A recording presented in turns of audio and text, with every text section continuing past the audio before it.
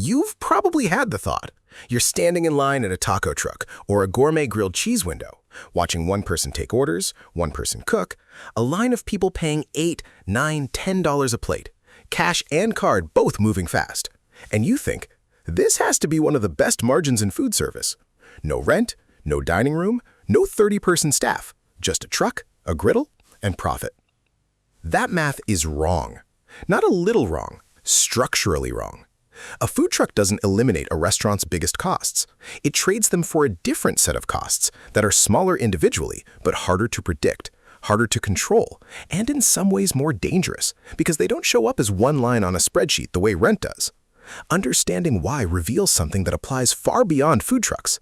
How an industry can look like the cheap version of something while actually being the harder version wearing a lower price tag. Start with the number that draws people in. A food truck can be launched for somewhere between $50,000 and $250,000, depending on whether the truck is bought new, bought used, or leased, and how much custom kitchen equipment goes inside it. Compare that to a full-service restaurant build-out, which routinely runs past $500,000 once you account for a lease, tenant improvements, and a much larger kitchen. On paper, the truck looks like the discount entry point into an industry that's usually brutally expensive to break into. But that comparison only measures the front door. It doesn't measure what it costs to keep the door open. Here's the first thing that surprises people. A food truck has almost all of a restaurant's expenses, plus a few a restaurant never has to worry about. You still need commercial kitchen equipment, a griddle, fryers, refrigeration, a ventilation hood, except now it has to fit inside roughly 200 square feet and survive being driven over potholes several times a week. You still need food cost and labor cost, the two categories that make up what the industry calls prime cost. And on a truck, those numbers behave almost identically to a restaurant's. Food typically eats up somewhere around a quarter to a third of revenue, and labor takes another meaningful slice on top of that. None of that shrinks just because the kitchen has wheels. What does change is what gets added. Most cities require food trucks to prepare or store part of their food in a licensed commercial kitchen when the truck itself isn't operating, a rented space called a commissary. That's typically a few hundred to over $1,000 a month, paid whether the truck sells anything that day or not. Then there's the truck itself, which needs fuel, routine maintenance, and commercial auto insurance layered on top of general liability insurance. A stack of coverage a fixed restaurant simply doesn't need, because a restaurant's kitchen has never had a transmission. And then there's the cost that looks small until you actually live inside it. Permits. A restaurant deals with a handful of licenses tied to one address. A food truck operator can be required to hold permits for the vehicle, for food safety, for health inspection, for parking, and sometimes for each individual city or county line it crosses. Because a truck that works a food festival 40 minutes away may be operating under an entirely different jurisdiction's rules than the one where it's commissaried. The spread here is enormous, and it's one of the most misleading parts of the cheap-to-start pitch. In one U.S. city, a truck operator might pay under $600 a year in permitting. In another, that number climbs past $17,000. Same business model, same truck, a tenfold difference in what it costs simply to be allowed to sell. That's the first crack in the popular version of the story. The truck isn't cheaper because its costs are lower. It's cheaper to start because a large share of its true costs are deferred, scattered, and city-dependent, invisible on day one, unavoidable by month 3. Now here's where the real hidden mechanism shows up, and it's the piece almost nobody explains clearly. A food truck's revenue is not steady. A restaurant, once it has a location, more or less has that same customer base walking past it every day. A food truck has to go find its customers over and over, and the number of good places to find them is small and shrinking. Cities regulate where trucks can park, often to protect nearby restaurants from being undercut by a much lower overhead competitor parked directly outside. That means the best spots, near office towers at lunch, near nightlife districts at night, near festivals and events on weekends, are limited by permit, by time window, and often by direct competition from every other truck that's figured out the same thing. A truck's daily revenue isn't really a function of how good the food is.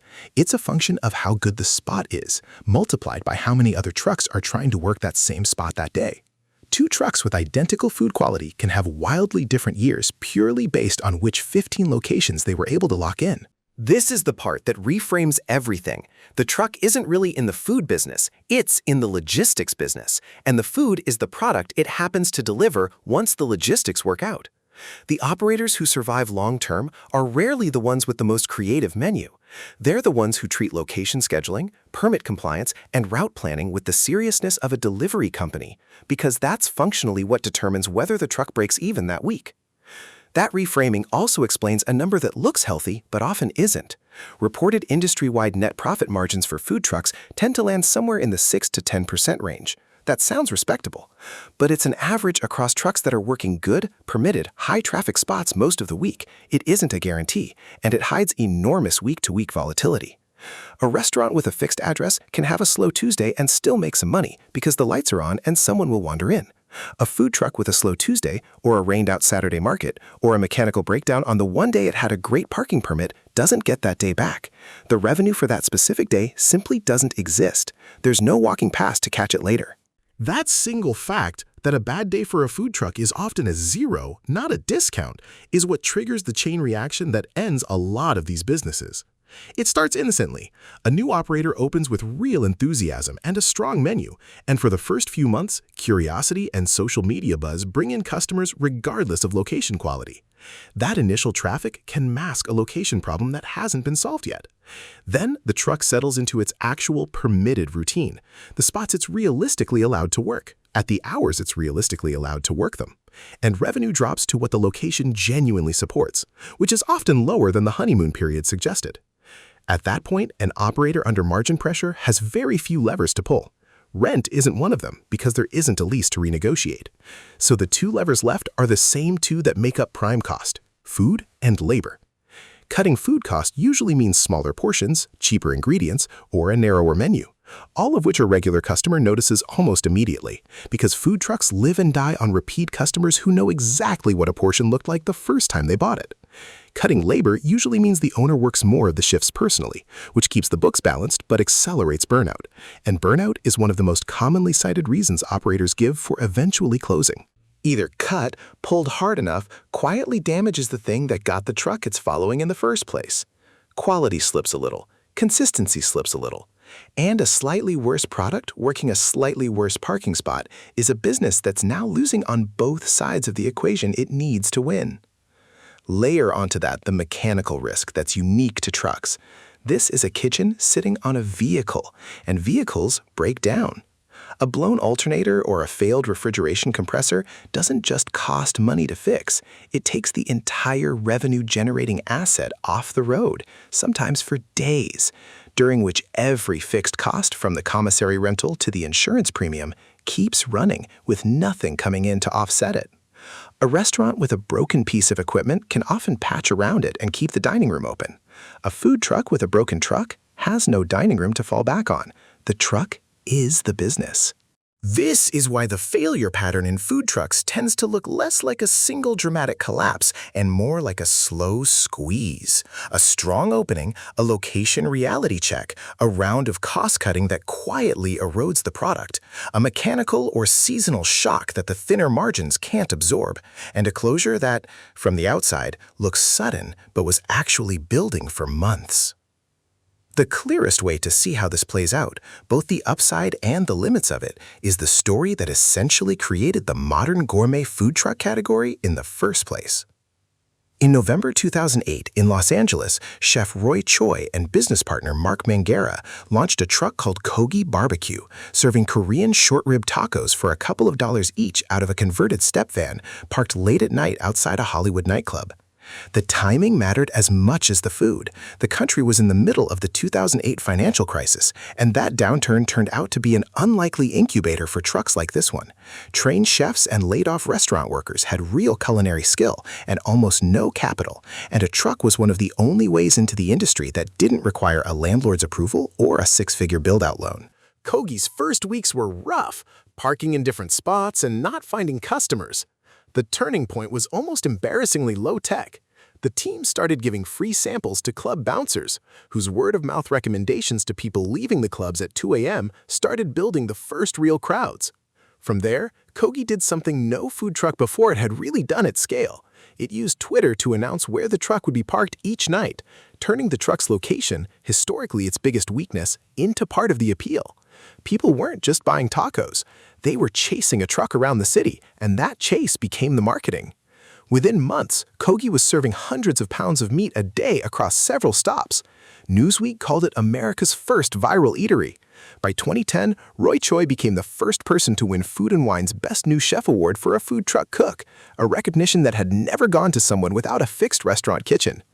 The concept helped catalyze what's since been described as close to an $800 million food truck industry across the country, as other cities tried to replicate what Kogi had proven, that a truck could be more than cheap street food, that it could be a genuine culinary destination. But notice what happened next, because it's the part that proves the earlier point rather than contradicting it. Kogi didn't stay as single truck chasing bouncer tips forever. It expanded into a fleet of trucks and catering operations, and Choi built fixed restaurants alongside it. Brick-and-mortar spots that gave the business the one thing the original truck structurally couldn't offer: predictable daily revenue that didn't depend on parking regulations, weather, or which spot was available that night. The truck made the brand. The brand is what eventually needed a building. That's the honest, unglamorous ending to almost every food truck success story worth studying. The truck is very good at building an audience cheaply and creating something people will drive across a city to find. It's much less good at being a stable, scalable, long-term revenue engine on its own, precisely because its biggest strength, mobility, is also its biggest source of unpredictability. The operators who make real money with trucks tend to eventually either run a small, tightly optimized fleet working exclusive event and catering contracts where revenue is booked in advance instead of hoped for on the sidewalk, or they use the truck as the cheap proof of concept for a restaurant they open once they've confirmed there's real demand. So compare the outcomes honestly, because the difference between them isn't luck. It's usually which of these paths an operator was actually running, whether they realized it or not. The optimistic case is what most people picture when they imagine starting a truck: steady lines, a loyal following, six-figure annual revenue, and a business that eventually funds a second truck or a first storefront. That case is real. Plenty of trucks landed.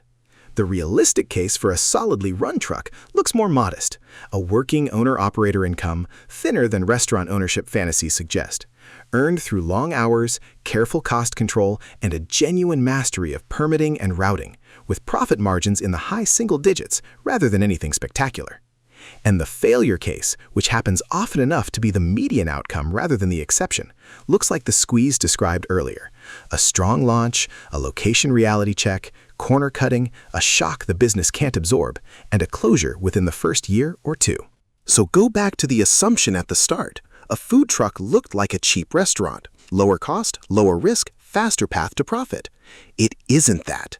It's a different business wearing a familiar one's clothing, a mobile logistics operation that has to win a new, unpredictable battle for location and traffic every single day, using almost all of a restaurant's cost structure, plus several a restaurant never has to think about. The lower price of entry was never the same thing as a lower price of survival. What the food truck really represents, underneath all of it, is what happens when you take a business that depends on a predictable location and strip that predictability away, and then ask whether skill, food quality, and hustle alone are enough to replace it.